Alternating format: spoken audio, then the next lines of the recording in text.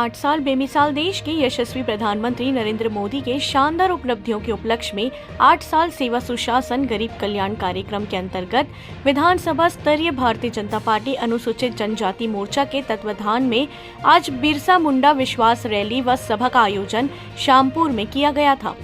ज्ञात हो कि इन वर्षों में एक और कई ऐतिहासिक निर्णय देश के हित में लिए गए, वहीं अंत्योदय के लक्ष्य की प्राप्ति की और अग्रसर होते हुए देश नई ऊंचाई को छूते हुए निरंतर प्रगति की ओर आगे बढ़ रहा है। कार्यक्रम के शुभारंभ में आए हुए अतिथियों के द्वारा बिरसा मुंडा में छायाचित्र में दीप प्रज्वलित कर किया गया। कार्यक्रम के मुख्य अतिथि भाजपा प्रदेश अध्यक्ष लता उनसेंडी ने केंद्र सरकार की सभी योजनाओं को विस्तार पूर्वक बताते हुए कोरोना जैसे संकट के दौर में भी केंद्र सरकार आम जनता राहत पहुंचाने की बात बताते हुए राज्य की वर्तमान सरकार की नाकामी को लोगों को बताया